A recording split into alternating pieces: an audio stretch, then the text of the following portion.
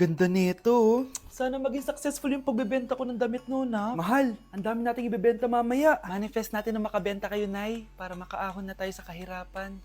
Hindi ako makapaniwalang nabili ko na yung pangarap kong tig 200,000 na relo. Wow, ang ganda niyan, Tay. Anak, tignan mo to binili sa akin ng tatay mo. Diba ang ganda? Hala, di ba mahal yan, Nay? Mas mahal pa to sa bahay ng kapitbahay natin, no? Magbebenta ulit kami mamaya para mas marami tayong pera. Anak, binilang kita ng kotse. Gamitin mo to pag pupunta ka ng school, ha? Ha? Tay, di ko naman po kailangan ng kotse. Kaya ko naman po mag-commute.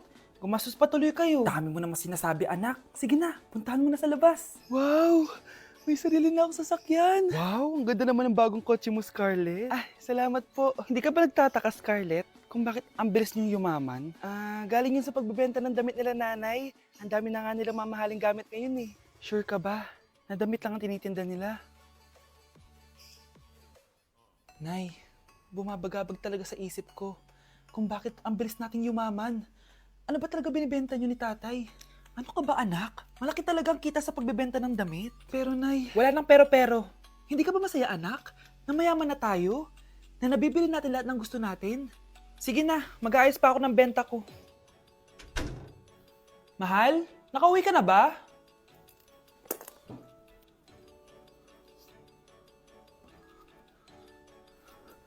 Ano ba talagang laman nito? Nagbebenta sila ng laman loob ng tao. Wow! Sobrang ganda, mahal! Buti naman nagustuhan mo, mahal. Nga pala, kinuha ko na yung laman loob ng kapitbahay natin. Si Rosa? Malaking pera na naman to. Mahal, hindi dapat malaman ni Scarlett to, ha? Ano yun? Nasaan yung ledger? Nandito lang yung kanina. Ba't mo winala yung ledger, mahal? Nandun lahat ng mga sikreto natin. Sinong tao dyan? Happy birthday, anak! Anong wish mo sa birthday mo? Ang wish ko, sana magka-tablet na ako para makapaglaro na ako ng Roblox. O sige, pag natulog ka, pagkagising mo, may tablet ka na. Talaga, Nay? Matutulog na ako. Excited na ako. Totoo nga! May tablet na ako! Happy birthday, anak! Ang bilis mo naman lumaki. Teenager ka na agad. Anong wish mo sa birthday mo? Hindi na ako mag-wish ng mga bagay, Nay. Ang wish ko lang, sana maging happy family tayo palagi. O sige, matulog ka, ha? Pagkagising mo, matutupad yung wish mo. Opo, Nay. Nay? Nay? Nay? Ba't walang tao dito? Kuya? Ate? Teka, si Kyle ba yun? Lumabas ba sila, nanay? Nay! Kyle? Anong ginagawa mo dito sa labas? Hinahanap ko po sila, nanay. Oh, Kyle! Nandiyan ka lang pala. Balik ka na doon sa bahay. Naghihintay na si nanay. Talaga, ate? Yay! Tita, sama na kayo. Sige, tara. Kyle! Nay! Happy family na ba tayo? Oo naman, anak. Yay! Scarlett? Anong nangyari sa kanya? Patay na si nanay, pati yung dalawa naming kapatid. Namatay sila nung birthday niya.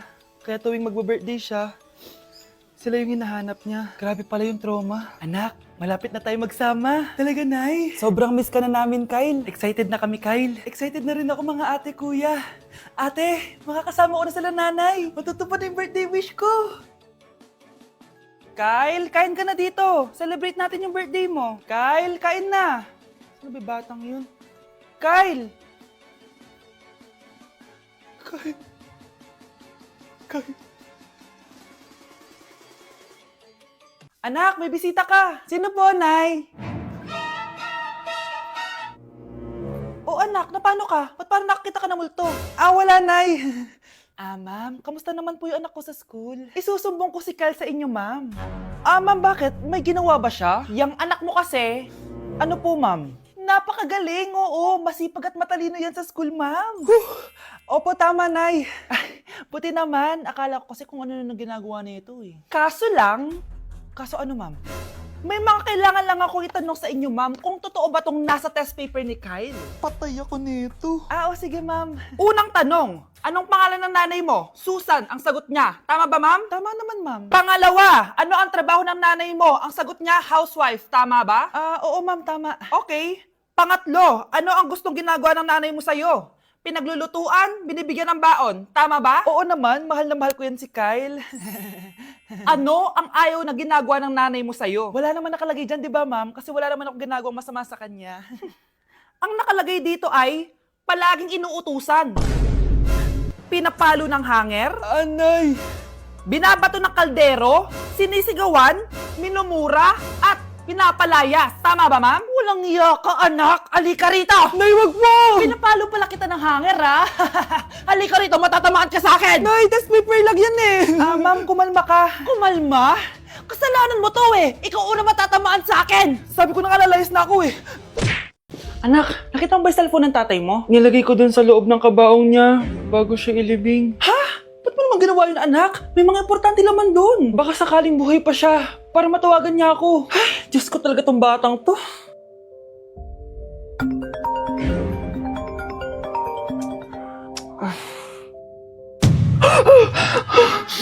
Patawag si tatay. Nay, kailangan natin pumunta sa sementeryo. Tumawag sa akin si tatay. Anak, pwede ba? Wala akong oras makipagbiruan sa'yo. Marami pa akong tatapusin trabaho. Pero nay, Pag di ka pa tumigil, kukunin ko yung cellphone mo. tay, sumagot ka. Alam kong buhay ka. Sa lahat ng pwede kong makita, ikaw pa talaga. Jessica, tinatawagan ko lang tatay ko. Nababaliw ko na talaga, no? Patay na tatay mo, di ba? Baliw. Hindi, buhay siya. Ito tandaan mo, kapag hindi ka pa tumigil sa kabaliwan mo, susunod ka na sa tatay mo. Sinabihan akong baliw ni Jessica tapos sinaktan niya ako. Totoo naman, di ba? Nabuhay ka. Anak, nabalitaan mo na ba? Ha? Ang alin, Nay? Patay na si Jessica. Natagpuan siyang walang buhay dyan sa may ilog. Ano? Ay, Diyos ko, kawawang bata. Tay, sumagot ka na please. Ikaw! Ikaw ang pumatay sa anak ko! Ano? Eh siya nga to ng away sa akin eh. Ikaw ang huli niyang kasama. Tandaan mo to. Isusunod kita sa tatay mo. Tay, hindi ko na alam gagawin ko. Sinisisi ako ng nanay ni Jessica sa pagkamatay ng anak niya. Natatakot ako. Anak, yung nanay ni Jessica. Oh, Bakit, Nay? pinatay daw. Binitin sa may puno. Ano? Nakakatakot na dito sa barangay natin, anak. Sinong pumapatay sa kanila? Nay, may tao. Sino po sila? Magandang araw po. Ako po si Detective Jason. Ako ang may hawak sa investigation case sa pagkamatay ni Cheska at ng kanyang nanay. Bakit kayo nandito? Dahil dito,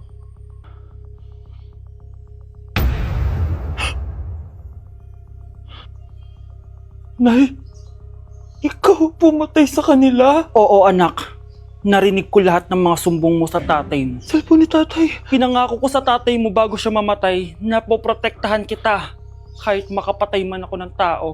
Sumama ka sa akin, ma'am, para ma-interview ka namin. Tandaan mo to, anak. Kahit nasa kulungan ako, poprotektahan kita.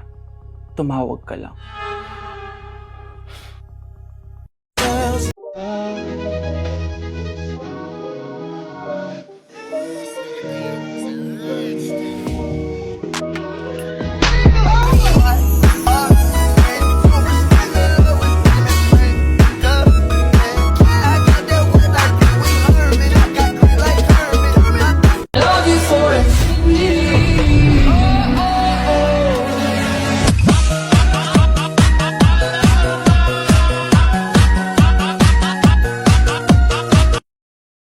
Delivery po. Anong delivery? Parang wala naman ako in-order, kuya. Nakasulat po dito, Susan. Kayo po ba yun, ma'am? Oo. Sige, baka nakalimutan ko lang. Nay, ano po yan? Cellphone? Di ba mahal to? Opo, Nay. Paano ka nakabili niyan? Siguro nanalo ng raffle si nanay. Nay? Oo, anak. Bakit? Nabalitaan niyo na ba, Nay? Uso yung mga scammer ngayon. Totoo ba? Grabe na talaga ngayon, anak. Sabi sa nakita ko, Nay, nang scam daw siya ng mamahaling cellphone gamit ang credit card ng ibang tao. At ito pa yung malala, Nay. Nang scam daw din siya ng pera. Delivery po. May delivery ata, anak. Delivery po. Ikaw na naman, kuya. Susan po ulit, ma'am. Wala naman nga ako in-order. Wala akong magagawa dyan, ma'am. Sa'yo nakapangalan eh. Sige na po, una na ako. Ano na naman laman neto? Pera? Ito ba yung sinasabi ni Scarlett na galing sa scam? Pero bakit sa akin nakapangalan? Anong gagawin ko dito? Hindi naman ako yung scammer. Nay, may naghahanap po sa inyo sa labas. Anak! Sige, pupunta na ako.